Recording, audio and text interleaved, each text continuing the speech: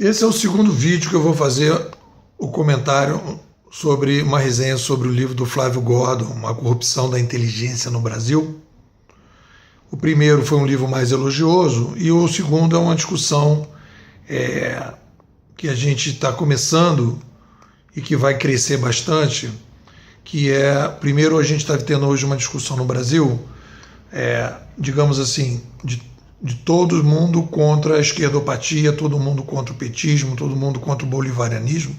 Então está uma espécie de saco de gato nesse bolo aqui, porque todo mundo percebeu a gravidade da situação em que a gente estava caminhando aí desde a chegada do Foro de São Paulo, depois a introdução do bolivarianismo na Venezuela. Todo mundo percebeu que se a gente não tomasse uma atitude, não tomasse uma vacina contra esse movimento, a gente provavelmente estaria caminhando na direção da Venezuela.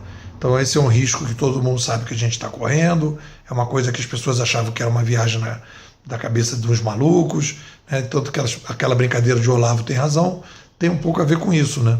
As pessoas achavam que o comunismo já era uma coisa do passado, que o PT tinha abraçado um modelo republicano, capitalista, etc., tal, com a carta aos brasileiros, e quando a gente vai ver na Lava Jato, você tinha o PT fumaça, que era, olha, a gente está aqui lutando pela democracia, dentro do sistema, etc., tal, e por baixo dos panos um projeto político, né, utilizando as brechas, né, do sistema para se perpetuar no poder ao longo do tempo e aos poucos ir criando um modelo, tirando o poder do legislativo, do judiciário, e aumentando o poder do executivo, como aconteceu na Venezuela. Então, beleza. Então, o Olavo de Carvalho, inclusive o próprio Flávio Gordon, tem aí uma coisa que eu acho assim, a capacidade de enxergar e de criticar esse movimento bolivariano, petista, esquerdopata, de uma maneira muito clara, muito segura, muito positiva. Beleza.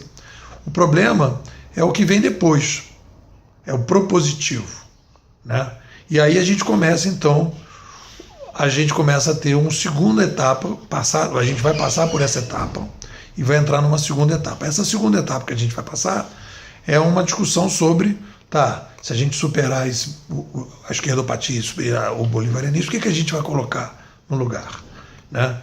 E aí nesse livro a gente já vê um certo conservadorismo moralista, porque existe um conservadorismo filosófico, mas existe também um conservadorismo moralista, né? Que é você tentar misturar, e as pessoas estão começando a fazer isso, e está aparecendo muito isso, né? Quer dizer, existem três questões que são basicamente importantes: a questão sobre a relação da sociedade com o homossexualismo, a relação da sociedade em relação ao aborto e a relação da sociedade em relação às drogas. E as pessoas estão querendo colocar o seguinte: todo mundo que tem uma posição em relação a isso aberta, diferente do que diz a Bíblia, do que diz uma visão mais antiga, é esquerdopata. E aí então começa uma discussão sobre. E aí, inclusive, eu estava vendo, o pessoal estava falando sobre o Livres, né? O pessoal está chamando o Livres de neo-esquerdismo, porque o Livres defende a individualidade, defende o aborto, defende a liberação das drogas, defende a adoção, o homossexual com o direito de fazer aquilo que ele quiser na sociedade, tendo todos os direitos.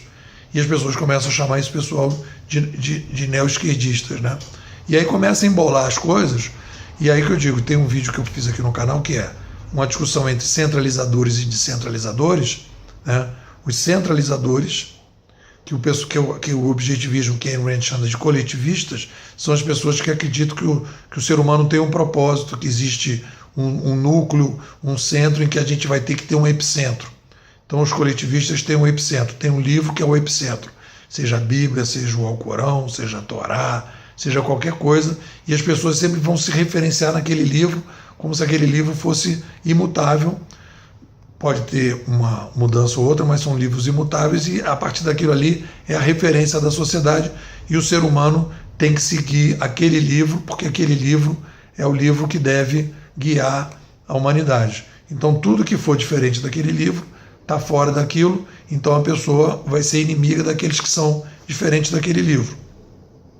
Já o pessoal que não é coletivista, que é o pessoal individualista, não acredita que existe um livro, uma referência, que o ser humano está aqui como qualquer outra espécie para sobreviver, viver da melhor maneira possível, e aí cria uma metodologia de sobrevivência, que é o liberalismo, digamos que a gente pode chamar de liberalismo objetivista, ou liberalismo libertário dos libertários, que é cada indivíduo vai procurando a sua felicidade sem atrapalhar dos outros, e não existe um manual guia, um livro guia, um norte para que todo mundo siga aquele norte.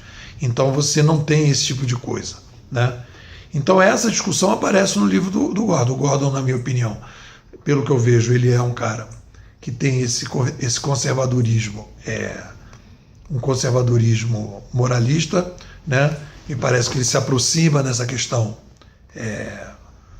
em função dos elogios ao Olavo de Carvalho, etc., na linha do Olavo de Carvalho, e da crítica que ele faz a uma série de atitudes que acontecem na universidade, que a ele incomoda, a mim não incomoda, que eu sei claramente, e que existe, realmente existe, todo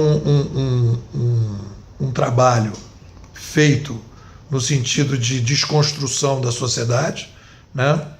Mas que as pessoas acham que essa desconstrução da sociedade é apenas uma ferramenta dos bolivarianos para acabar com a família, e a partir do fim da família, né, e a partir de determinados preceitos morais, então você vai colocar no lugar desses preceitos morais o bolivarianismo ou o comunismo.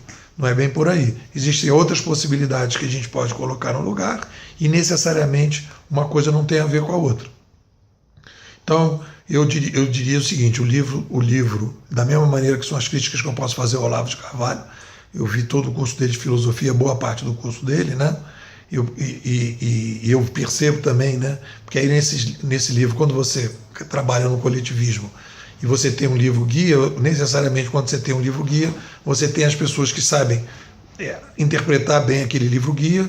Então você tem um centro, você tem um pastor, você tem um padre, você tem um ator lá, você tem alguém que sabe qual é a interpretação melhor, e aquilo vai para um centro, e aquilo vai numa determinada linha. Então a crítica que eu faço é essa. Para a crítica ao bolivarianismo, sim. Existe uma crítica que tem que ser feita ao bolivarianismo, sim.